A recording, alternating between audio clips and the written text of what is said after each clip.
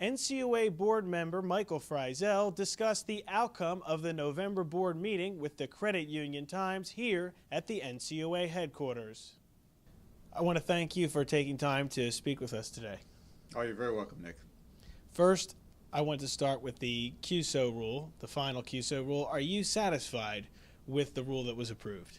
Yes, I am, Nick. As I explained at the board meeting, it's been a long time in coming. There's been a lot of talk about it. There's a lot of discussion, a lot of meetings with various groups, the trade associations, MCUSO, NASCAS, our individual staff members. So it's been going on for a long time. My initial concerns have been answered. I believe we have the legal authority to do so, and the NCUA staff has come in with the type of budget I feel is sufficient enough and yet lower than what they had originally come in to do the job. So you're satisfied with the cost as well, because I know you were concerned initially about what the cost could be in the end. Absolutely. The cost has been reduced drastically. This year we only appropriated $750,000 for the startup of the program. The next board next year will take a look at it again to see what they want to do to complete the program and how much they want to spend to do so. Looking at the overall budget for 2014, we see it increase for 2014. Why did you support an increase despite some reservations? We had an intensive budget session this time, Nick, and the reason I'm supporting the budget is because we took out as much as we possibly can. There have been no increases in the number of personnel at NCUA. The majority of the cost that we have to spend relates to the salaries, the fringe benefits, and travel, to our major expenses. Everything else that we looked at was cut to the point where we need to do certain expenditures, we're mandated to do certain expenditures, and they had to be included in the budget.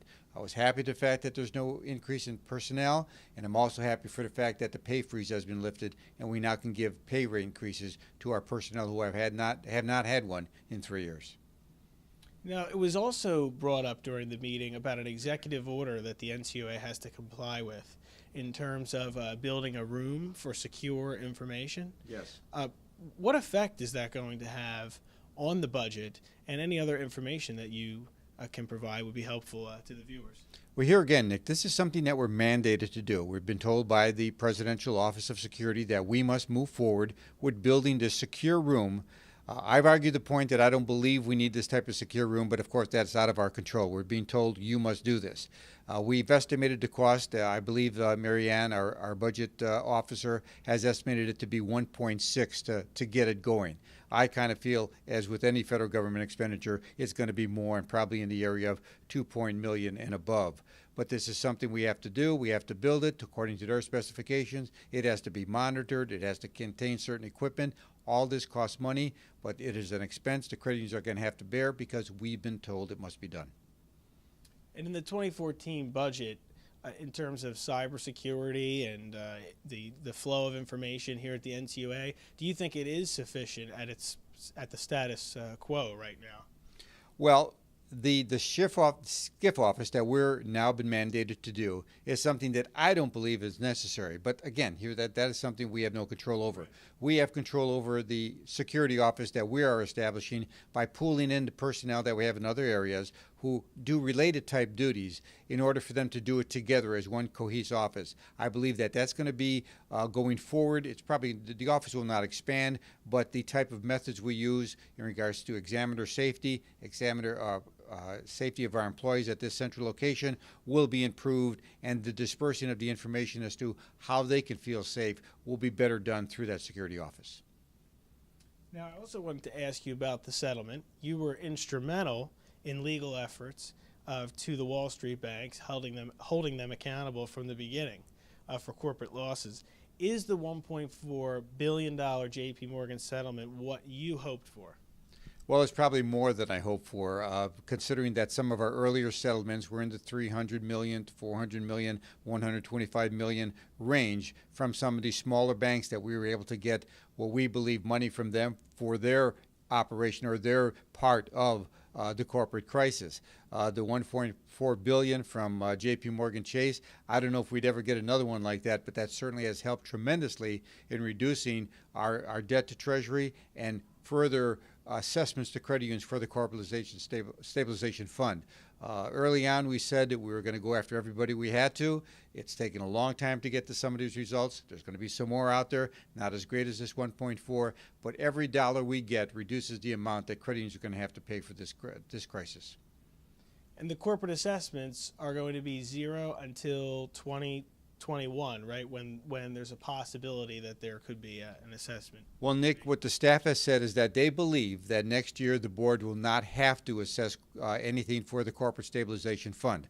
Next year in July, the sitting board will have to look at it and say, okay, the staff's right, these numbers are in play good, and going forward, we don't have to do it for that particular year. We can't go beyond that because we don't know what the economy is going to look like, what other things may happen in the credit union industry where there potentially could be a small assessment. But as of right now, it looks that assessments may be over. Prior to this important board meeting, the trade organizations expressed concern about any increases to the budget. They wanted the overall NCUA budget to stay the same or actually be decreased. What do you say to those organizations and even some credit unions who say, why is the budget going up when we are tightening our belts at the credit union level? Well, the trade associations every year want us to reduce our budget. And I have said that when I came on in 2008, I didn't feel we were properly staffed. We weren't properly staffed. We couldn't do the job. We couldn't examine all credit unions like we should be doing. Credit unions weren't examined for 18, 24, 36 months. That was unacceptable. We've put in place the personnel that we feel we need to do our job. Now, as I said before, there's been no increase in personnel, but there will always be increase in related costs, salaries, travel, contractual. That will always bump up a little bit depending on what the agency wants to do. I think with this budget, what we've basically done is we stabilized what NCUA was doing as far as personnel is concerned, and that future boards will have an opportunity to look at and say, okay, we can cut back here or we can cut back there and maybe reduce the budget somewhat. But I think Chairman Matz made a good point. Like everybody's budget, expenditures continue to rise. NCUA's budgets will probably continue to go up in the future, but they will not go up like they have been in the past with the hiring of a lot of additional personnel. Last question for you. You mentioned that there are a lot of regulations that the NCUA, it's out of their control. They have to comply. How has the regulatory environment changed since you became a member of the board?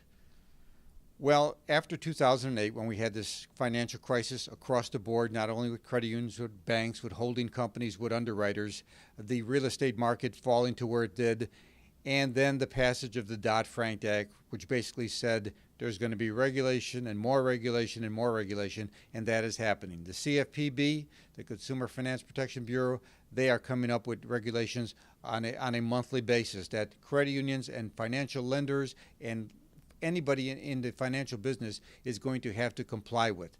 I don't see any drawback of that very quickly. I think the economy has to improve tremendously before Congress may say, okay, we can ease off on some of these regulations. But I can understand the concern of financial institutions having to deal with all these regulations. Some of them are smaller. They have to hire outside counsel to even interpret them so that they know what they do, what they must comply with. But I don't see that changing in any quick fashion, in any deep fashion, in any quick period of time. Thank you so much for your time. Thank you, Nick. Appreciate it. Alrighty.